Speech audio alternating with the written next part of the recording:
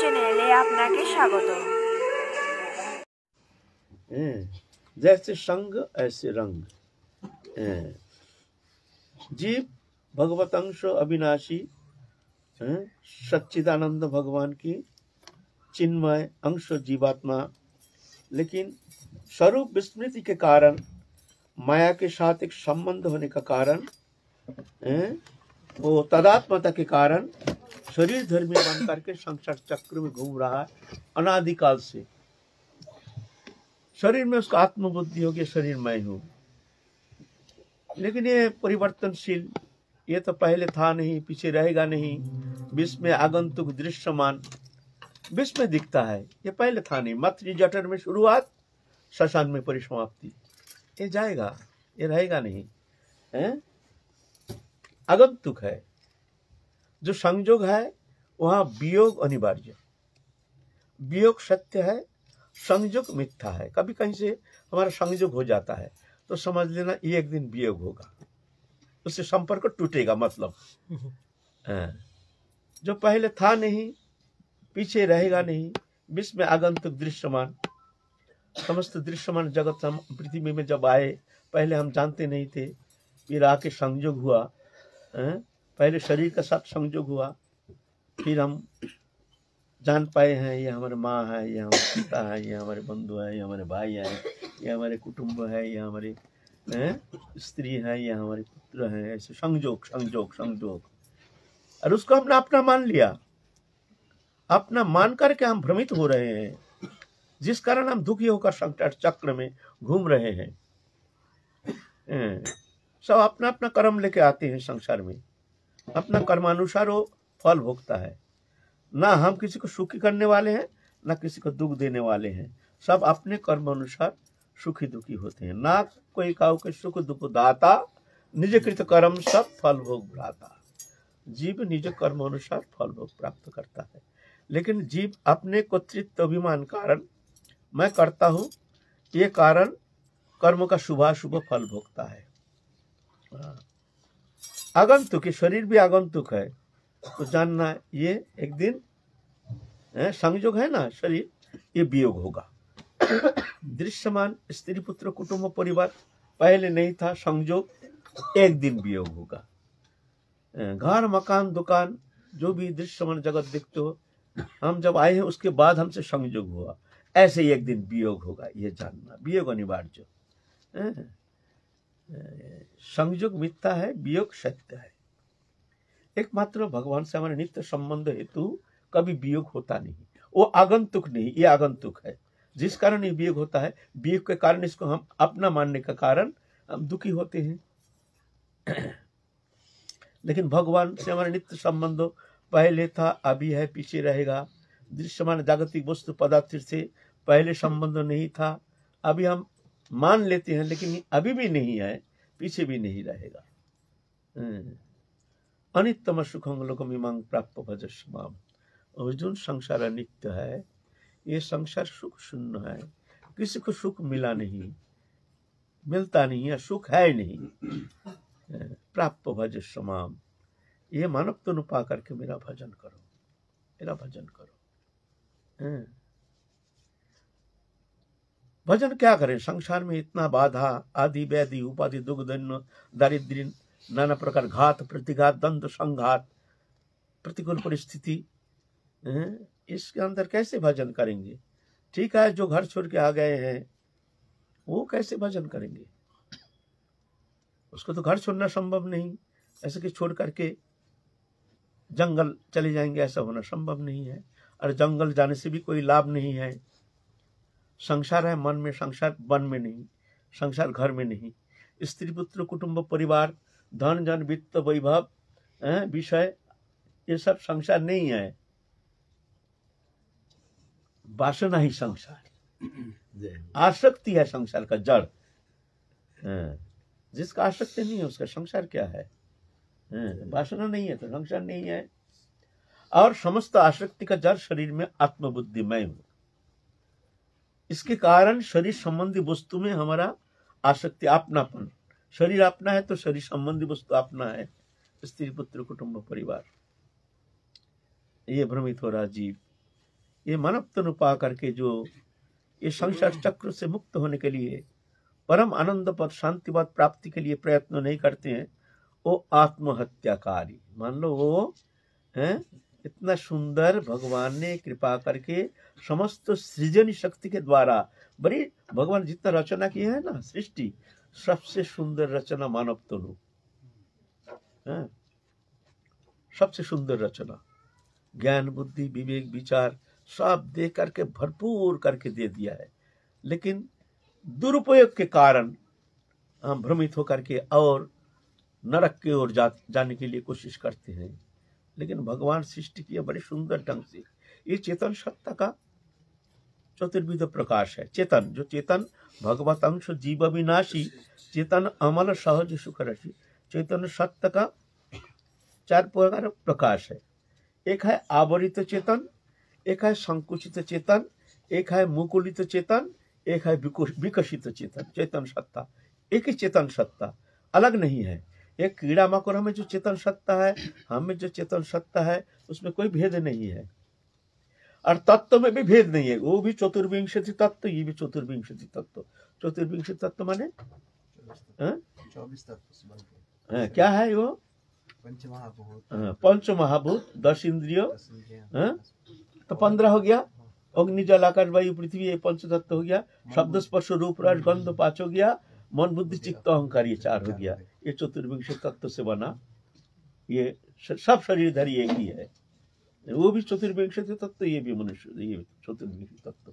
लेकिन जीव जो जीव जगत है, कीटाणु कीड़ा मकोड़ा आदि, इसमें आवरित है, ढका हुआ है, वो विकास नहीं है।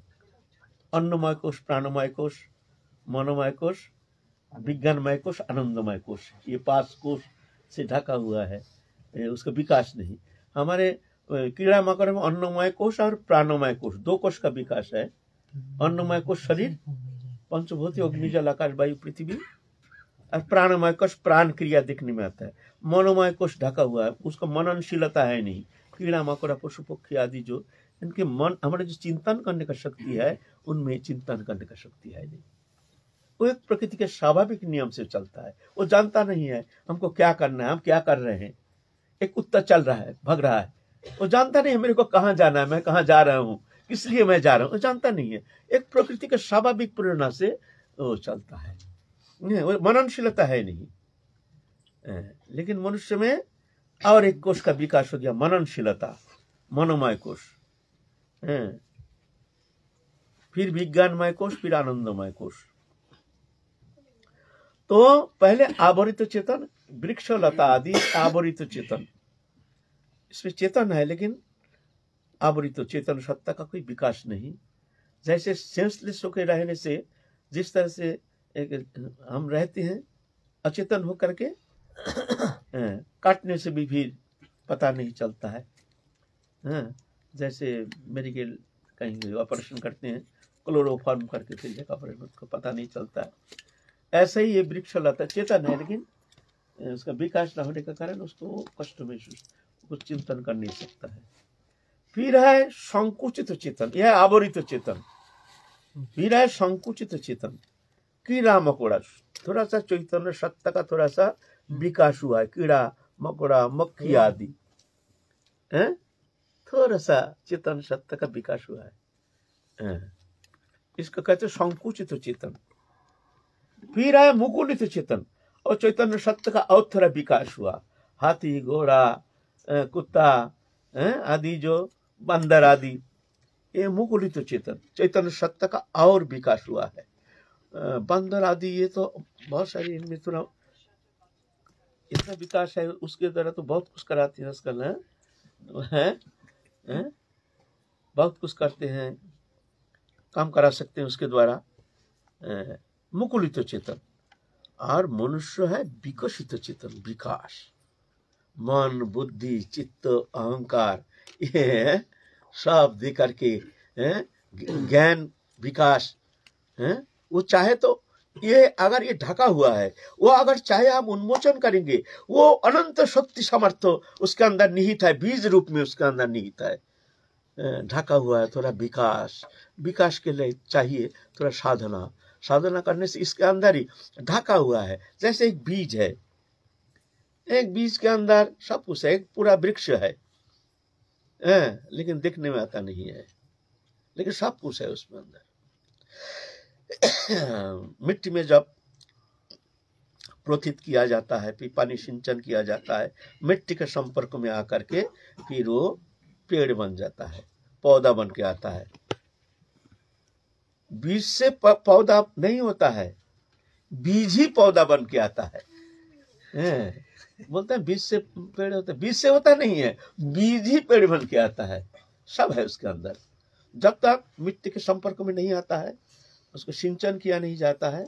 कभी कभी मिट्टी में बीज रहता है, लेकिन उसको सिंचन न होने का कारण वो देखने में आता नहीं है, उसका कोई निष्क्रिय होकर रहता है। जैसे मान लीजिए हम लोग बरसाना परिक्रमा करते हैं, गर्मी के मौसम में एकदम सूखा लता गुल्म कुछ नहीं है, एकदम बरसात मौसम आने से ही उसके संपर्क में आकर के हरा भरा हो जाता है, एकदम मिट्टी में पत्थर के ऊपर सब हरा भरा। कहाँ से हो गया हरा भरा, कैसे हो गया? ऐसे ऐसे थोड़ी होता है। वो गर्मी के मौसम में वो बीज क्या होता है, उसमें गिर जाता है, गिर के पड़ा रहता है। बरसात के संपर्क में ना होने के कारण, पानी से संपर्क ना होने के कारण वो ऐसे पड़ा रहता है। फिर बरसात के संपर्क में जब आता है तो धीरे धीरे धीरे धीरे वो बीज खुल करके पौधा बन के आ जाता है, लता गुल्म आदि बन के आ जाता है ना। ऐसा ही ये जीव चैतन्य सत्ता ऐसे जब प्रकृति के संपर्क में आता है तभी जाकर के शरीरधारी बन के आता है ना। तो ये चक्र जो है भगवान ने बड़ी कृपा करके हमको मानव तनु प्रदान की है, समस्त शक्ति निहित करके ज्ञान दिए हैं। विचार दिए किस लिए? ये तुम्हारे विचार के द्वारा तुम इस संसार चक्र से तुम अलग हो जाओ, चिंता करके तुम परम आनंद शांति पद प्राप्त करने में समर्थ हो सकते हो। तुम्हारे अंदर अनंत शक्ति का स्रोत तुम्हारे अंदर निहित है। थोड़ा सा विकास करने के लिए प्रयत्न करो। अगर नहीं करोगे तो फिर जाओ, फिर 84 लाख जोनि में फिर शरीर बदलते बदलते अपने कर्म अनुसार, संस्कार अनुसार, अपने इच्छा अनुसार फिर घूमते रहो। फिर कब मानव तनु मिलेगा? अब मानव शरीर बिना भजन होगा नहीं। दूसरा कोई शरीर भगवान ने सृष्टि नहीं किए हैं जिस सृष्टि के द्वारा, जिस शरीर के द्वारा वो भजन कर सकते हैं। देवता लोग भी तरसते हैं, हमको भारत भूमि में एक बार मानव तनु, मानव शरीर मिल जाए, हम भजन करेंगे। बहुत भूल हो गया। देवता लोग तरसते हैं मानव शरीर के लिए। वो देवलोक क्या है? वो तो भोग जोनि है। यहाँ पर ज्यादा शुभ कर्म अनुष्ठान जो करते हैं, दान पुण्य आदि मंगलमय अनुष्ठान करते हैं, वो स्वर्गलोक में जाते हैं। अधिक पुण्य कर्म करने से स्वर्गलोक में जाकर के वो जो शरीर है वो कभी नष्ट होता नहीं है। कितने भी भोग करो, और वो शतगुना आनंद यहाँ से ज्यादा मिलता है। वो शरीर कभी नष्ट नहीं होता। हमारे शरीर उतना भोग करने में समर्थ नहीं है। थोड़ा सा अधिक कोई भी इंद्रियों के विषय तुम ग्रहण करोगे तो इंद्रियों खराब हो जाएगा। ज्यादा खा नहीं सकते, अपस हो जाएगा। ज्यादा देख नहीं सकते, आँख खराब हो जाएगा। ज्यादा साउंड सुन नहीं सकते, कान खराब हो जाएगा। ऐसे ऐसे हमारा सीमित हो, हमारा भोग क्षमता जो है सीमित। लेकिन देवलोक में ऐसा नहीं, असीम। जब तक उसका पुण्य सुकृति रहती है तब तक जाकर के देवलोक में रह करके फिर क्षमे पुण्य मत्त लोकं विशंति एवं तई धर्म मनु प्रपन्न गतं गता काम कामा लभन्ते। फिर आ जाता है मृत्यु लोक में। देवता लोग तरसते हैं, हमको भारत भूमि में एक बार ऐसे मानव जीवन मिल जाए, हम भजन करके परम शांति पद, परम आनंद पद प्राप्त करेंगे। लेकिन मूढ़ जीव, कलिजुगी जीव, सत्संग है नहीं, चेतना की जागृति नहीं है। ये जो भौतिक विद्या है, लिखाई पढ़ाई जो हम कर रहे हैं, ये सब भौतिक विद्या है। ये विद्या नहीं, इसको हमारे आध्यात्मिक भाषा में इसको अविद्या कहते हैं। जिस विद्या अपने चेतन शक्ति उसका आवरित कर देते हैं उसको अविद्या कहा जाता है। ये विद्या के द्वारा उसका चेतन सत्ता ढक जाता है, वो शरीरधारी, इसमें उसका अभिनिवेश। इसके ऊपर वो जो भगवत अंश जीव अविनाशी उसका स्वरूप जागृति के लिए यहाँ कोई शिक्षा पद्धति है ही नहीं, है ही नहीं कोई शिक्षा पद्धति। एकमात्र हमारे सनातन धर्म है जो ये चेतना शक्ति जागृति के लिए यहाँ पर तुम्हारा तुमको रास्ता मिल सकता है अगर ऐसे कोई संत हो, ऐसे कोई अनुभवी संत हो, उनकी कृपा से तुम वो मार्ग प्राप्त करके संसार चक्र से मुक्त होने का परम सौभाग्य तुम प्राप्त कर सकते हो, है ना। ये मानवत्व देवता लोग तरसते हैं हमको भारत भूमि में मानवत्व न मिल जाए। तो ये मानवत्व पा करके जो हरि भजन नहीं करता है वो आत्महत्याकारी, कहते हैं श्रीमद् भागवत में। निधि माध्यम सुलभं सुदुर्लभं प्लवं सुकल्पं गुरु कर्ण धारम मयानुकूलन नविष्यतरितं पुमान भवब्दि न तरेत स आत्महा। ऐसे तो न पा करके जो संसार चक्र से मुक्त होने के लिए प्रयत्न नहीं करते हैं वो आत्महत्याकारी हैं। तो आप कहेंगे भाई संसार में रह करके हम कैसे इससे मुक्ति प्राप्ति के लिए क्या कर सकते हैं?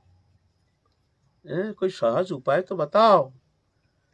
पहले तो हमारा आग्रह नहीं, कोई चेष्टा नहीं, मुर्दा जैसे पड़े हैं, दुखी हो रहे हैं, देख रहे हैं सब मर रहा है, हमारे जो आगे जो आए हैं सब चले गए हैं संसार छोड़ के, हम भी जाएंगे फिर भी निश्चिंत हो, सामने समय कम है फिर भी हम निश्चिंत हो, चिंता नहीं, कोई चिंता नहीं। जैसे बरसात के समय पानी भर जाता है, कुआं तालाब आदि छोटे छोटे गड्ढा आदि भर जाता है, उसमें छोटी छोटी मछली खेलता है, फिर जब बरसात चली जाती है तो सूखता है पानी, मछली जान नहीं पाता पानी सूख रहा है, हम मरेंगे, और फिर भी वो खेलता है उसके अंदर, जानता नहीं है पानी सूखेगा, हैं हम मरेंगे। ऐसे ही हमारे जीवन, हमारे आयु जो समाप्त होते जा रहा है, हमारे चेतन नहीं, कहाँ जाओगे तुम? कौन सा शांति पद प्राप्त करके तुम मुक्ति पद प्राप्त करोगे? कौन सा शांति का आशा लेकर तुम अभी चुपचाप बैठे हो? चिंता करो, आगे के लिए जाना है, क्या करेंगे?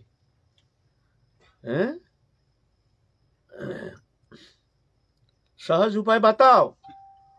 पहले तो मेरा चेतना जो है इसको जागाना चाहिए, ये सोया हुआ है। आवृत चेतन जैसे हम पड़े हैं मूर्छित होकर के। एतान निर्विद्यमानानाम इच्छतामकुत भयम जोगी निपनिर्णितम हरिनामानुकीर्तनम।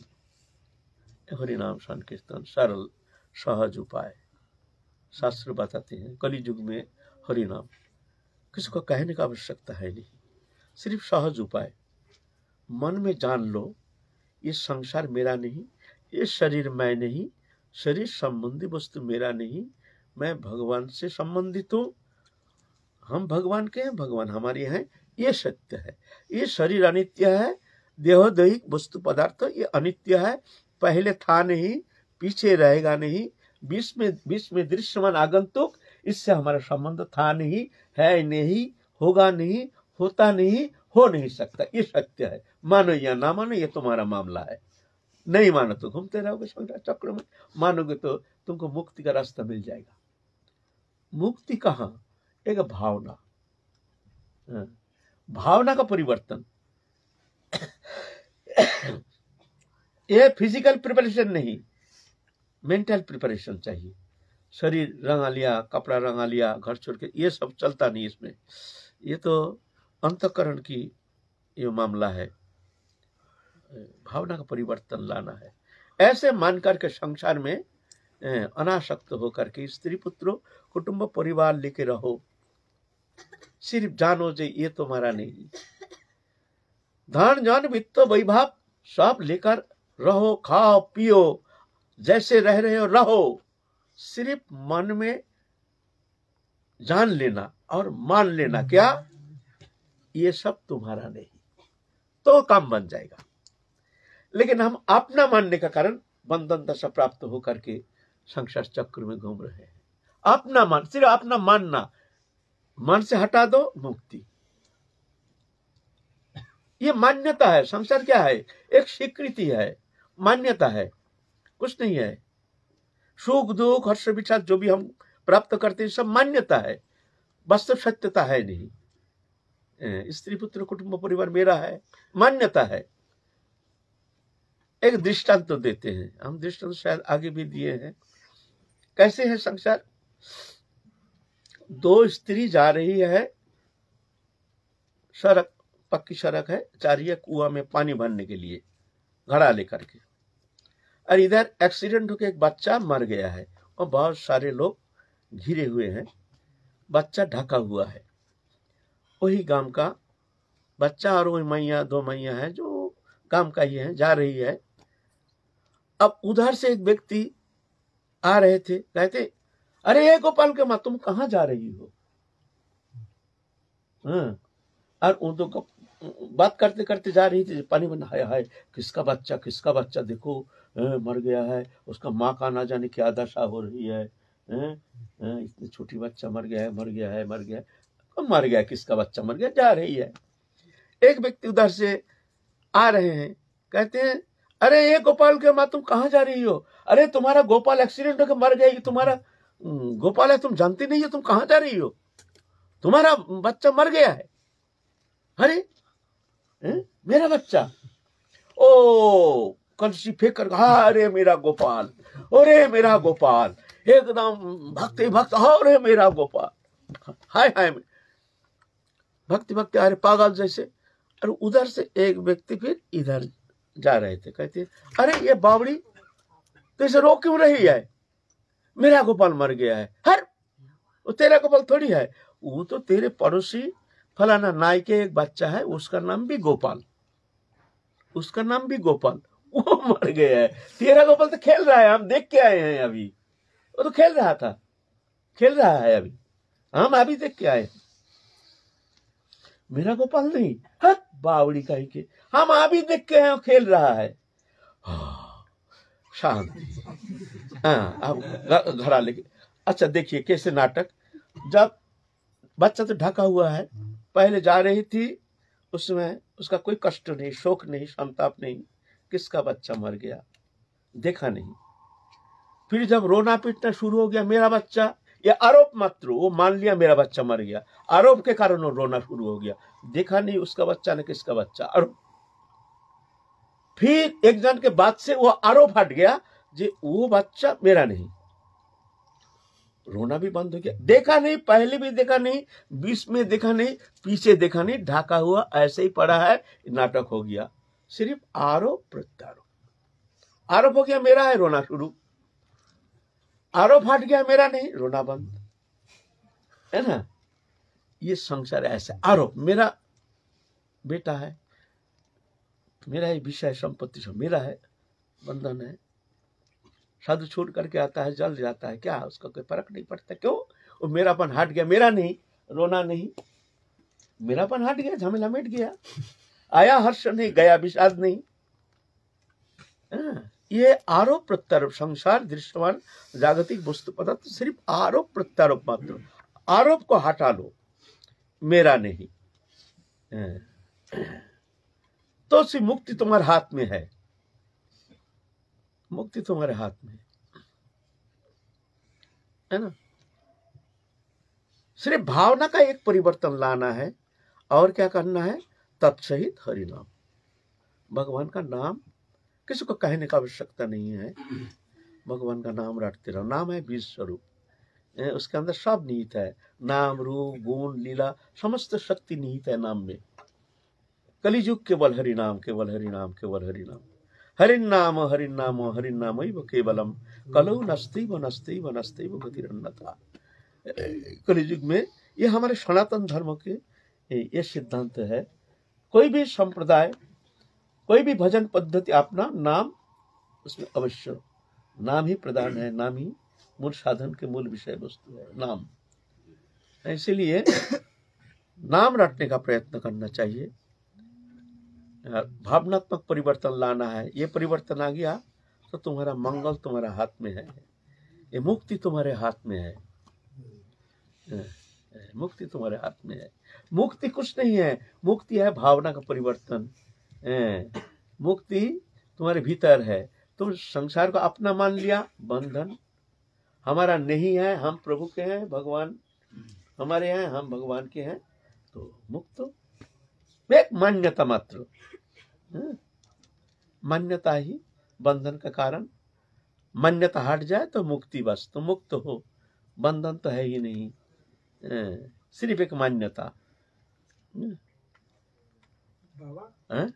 बाबा, अभी आज के प्रसंग में जैसे आपने बोला कि जो लौकिक विद्या है उसको शास्त्रों में अविद्या ही बोला जाता है, तो अगर कोई साधक छात्र हो और वो सत्संग कथा हरि कथा सुने और वो सुन के उसको लगे कि मैं ये लौकिक विद्या पढ़ने की जगह भागवतम या आचार्य जन के ग्रंथ का ही अध्ययन करूं, मैं बाकी चीजें देखो, लौकिक विद्या जो है ये जरूरी है।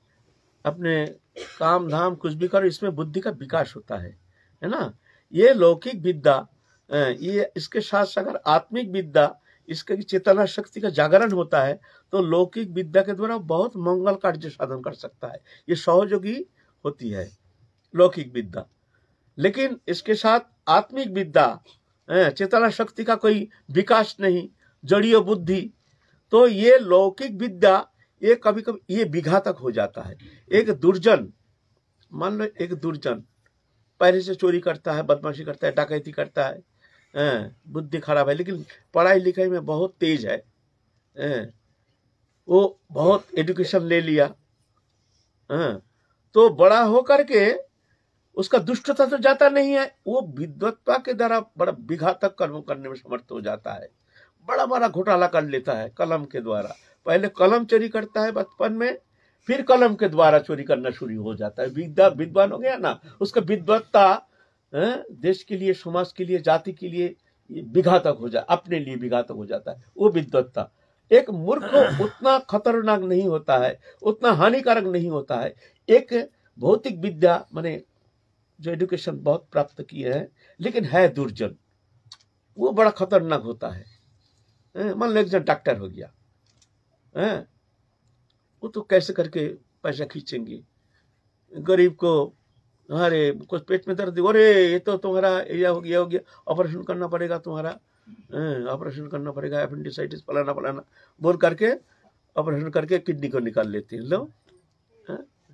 उसके विद्वत्ता, दुष्टता, परिपक्वता आती है, दुष्टता, उसके विद्वत्ता का नुकसान होता है। वो क्या मंगल कार्य करेगा। तो इसीलिए अगर मान लो ये विद्वत्ता, जैसे धन बल और विद्वत्ता, ये अगर मान लो एक सज्जन के पास होता है तो मंगलकारी होता है।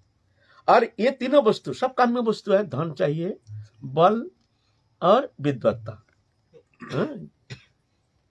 माने भौतिक विद्या।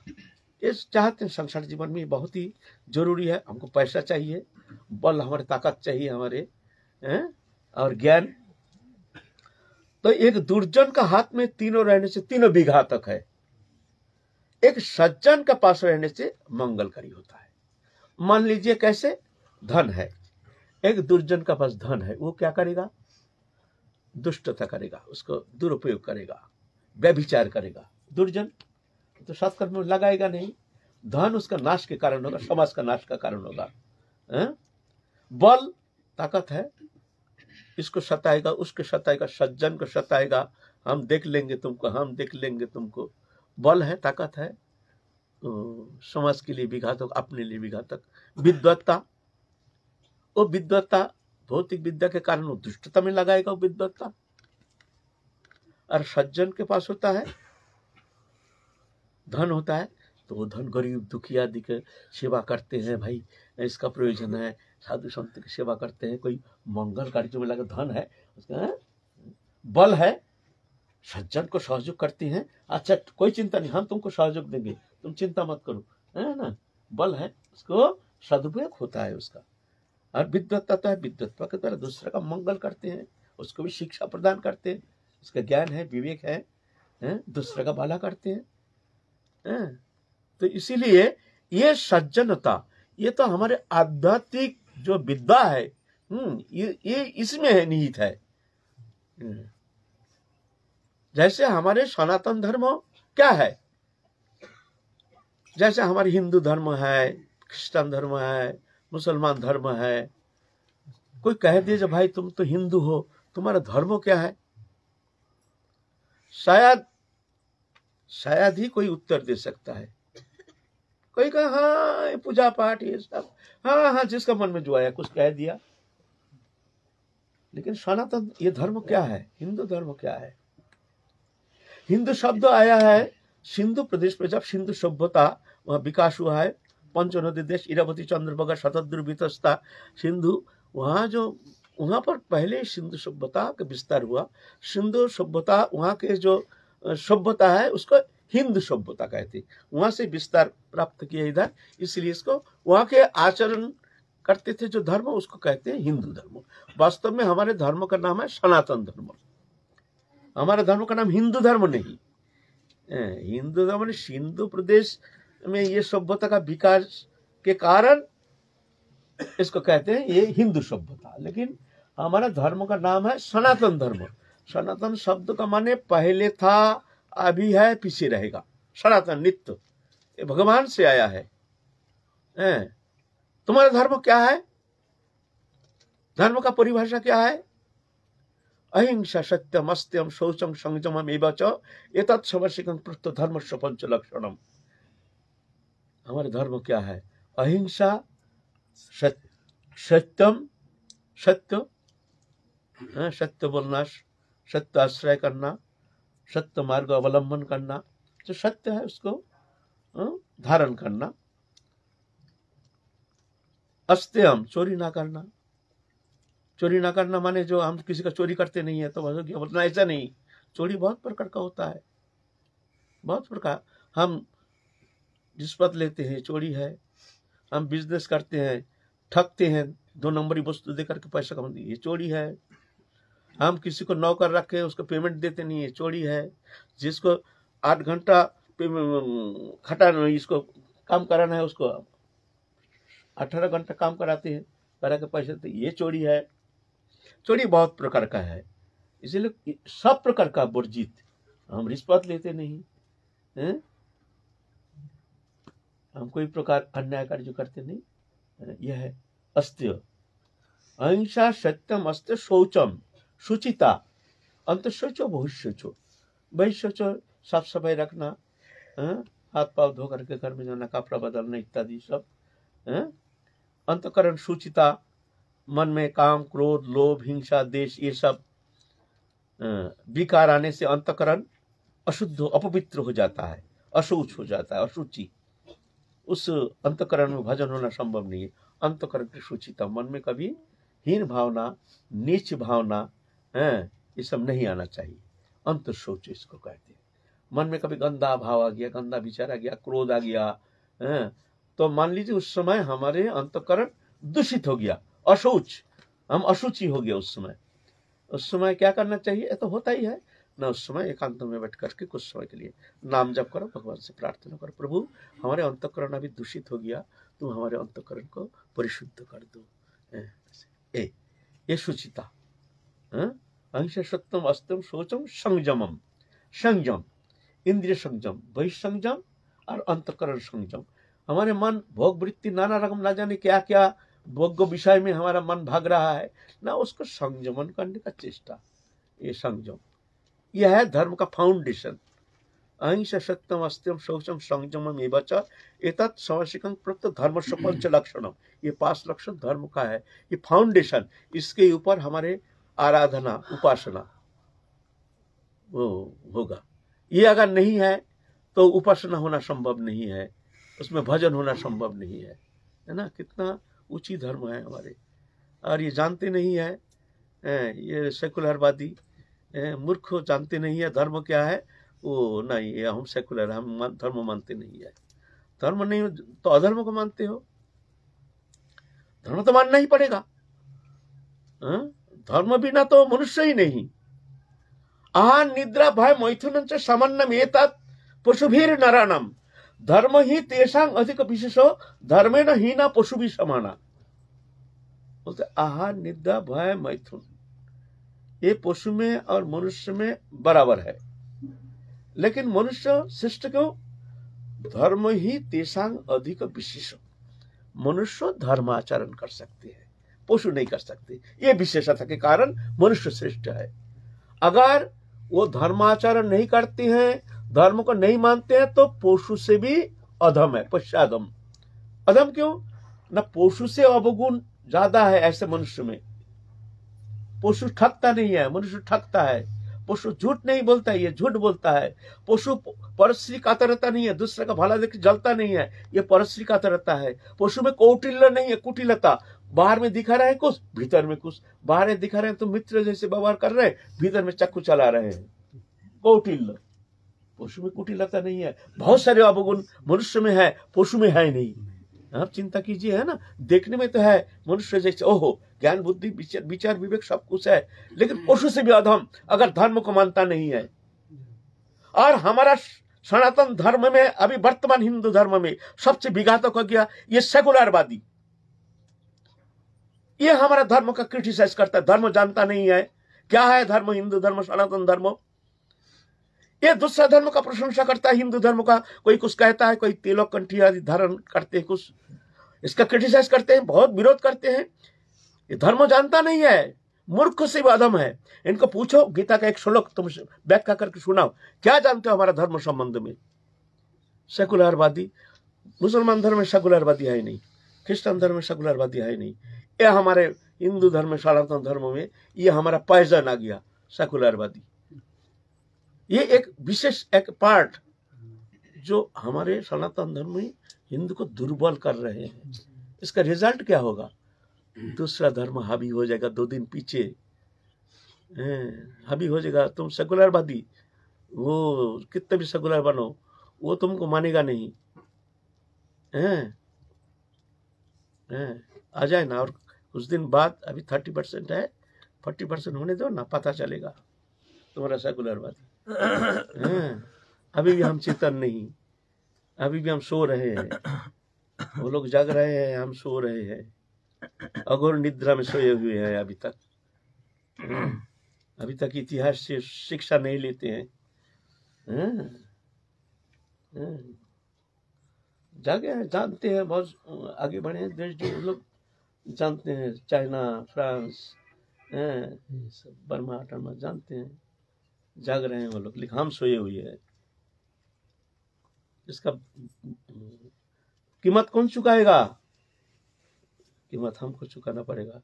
कारण इस सेकुलरवादी। अरे भाई, हम सनातन धर्मी है, हम तो किसी से विरोध नहीं करते हैं, हम किसी का अवमानना नहीं करते हैं, हम कोई धर्म को हम अस्वीकार नहीं करते हैं, हम अहिंसा धर्मी है। गीता में क्या कहते हैं? अद्यष्ट सर्वभूतानां मैत्र करुण एव च निर्मम निरहंकार समदुःख सुखक्षमी संतुष्ट सततं जिज्ञासात्मा दृढ़ निश्चय मय्यार्पित मनोबुद्धिर जो मद्भक्त समय प्रिय। हमारे व्यापक धर्म संकीर्ण नहीं, ये लोगों का धर्म संकीर्ण है। हम लोग लेकिन हम नहीं, हम सब भगवान का है, सब हमारा है। इसीलिए हम हमारे व्यापक है। अद्यष्ट सर्वभूतानां, प्राणी मात्र ही किसी को हम देश नहीं करते। मैत्री, सबके भला चाहते हैं। करुणा, दूसरे का दुख देख करके उस दुख दूर करने का हार्दिक इच्छा, इसको कहते हैं करुणा। देखो कितना उदारवादी है। कोई धर्म में दिखा दे? हिंसा, क्रूरता, निर्दयता, व्यभिचार, ये उनका धर्म का फाउंडेशन है।